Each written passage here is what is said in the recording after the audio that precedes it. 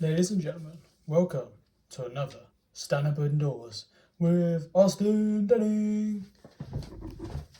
Hey, you're right, guys. Another episode of Stand Up Indoors. Got some notes, and I also got my microphone, which is actually, I won't name the brand because I'm not sponsored.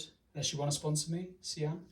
I won't say which Siam. Shaving foam, shaving gel, because that's smoother than foam apparently. And there's two choices. I don't know why there's a difference, but there is. And yeah, excited for another thing.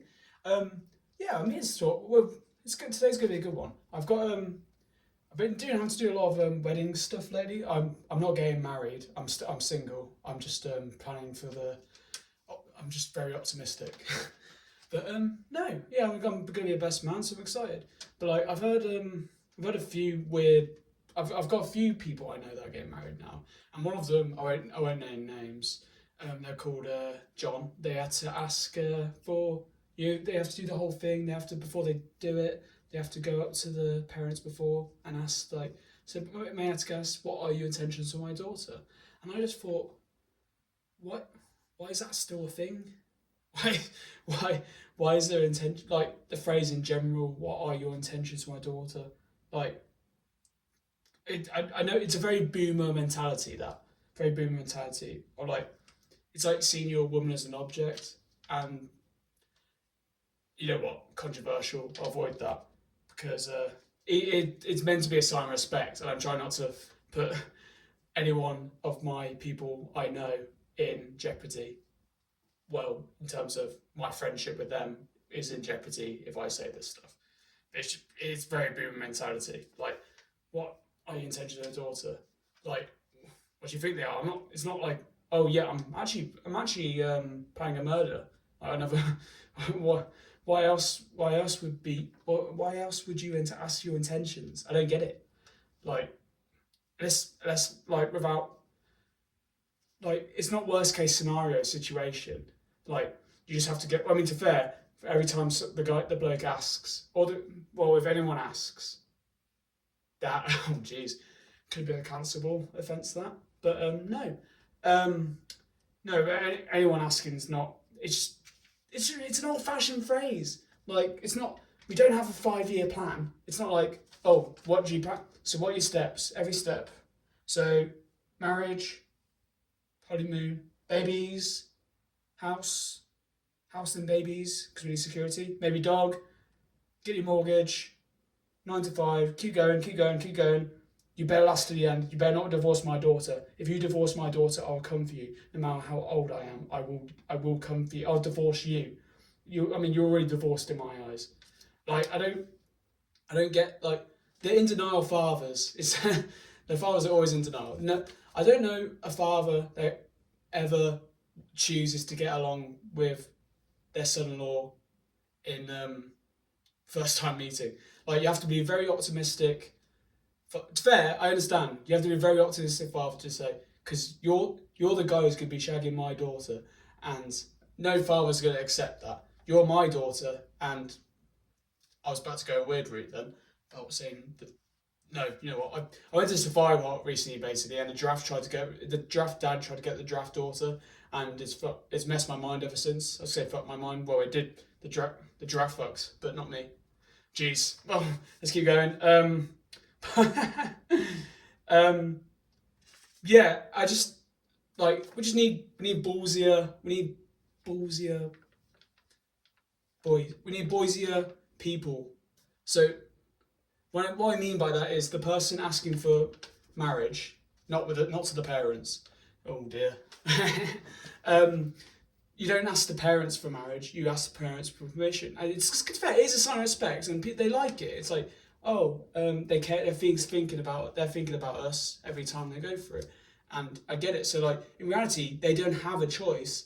They're just making them think they have a choice, and you just got. And so every time they say no, I was like, oh, I'm gonna do it anyway though. Then then it's just awkward. Now you made it awkward for yourself. So if you don't ask and just do it, then they can't physically stop you. So then you get away a lot easier and quicker without any hassle. And you just got to stay away from them for the rest of your life. And it's okay. We got that. We can do that. But it's just, yeah, so like, unless you just want to be ballsy and just go, what are your intentions for my daughter? And I go, I'm having your way with my daughter. With no, not my daughter, not yet. I haven't got a daughter yet. Oh dear.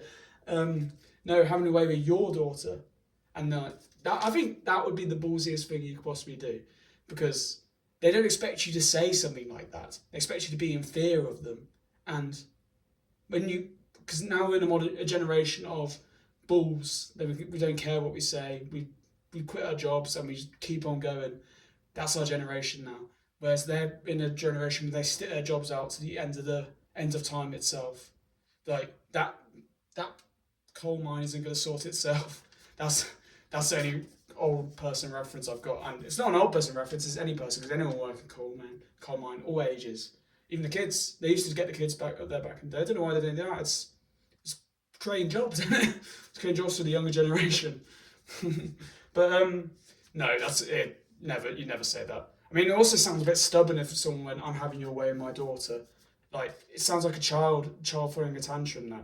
And I mean, I don't know about you, but child tantrums aren't turn-ons. I mean, no child-related things are turn-on. That's for sure.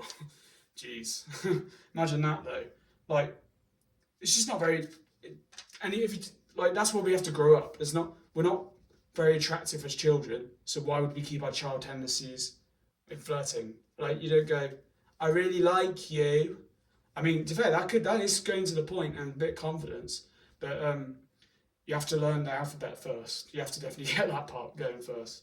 But no, there's many unattractive things that as a child that people don't, if you kept up as an adult, would be unattractive as a child, such as living with your parents. Like, I live with my parents, and no girl wants to go near me. That must be it. That must be it. No, but there's many things, like, you're not allowed to play with toys anymore because it's seen as childish, and no girl really wants to go for a guy that's playing with like Action Man still.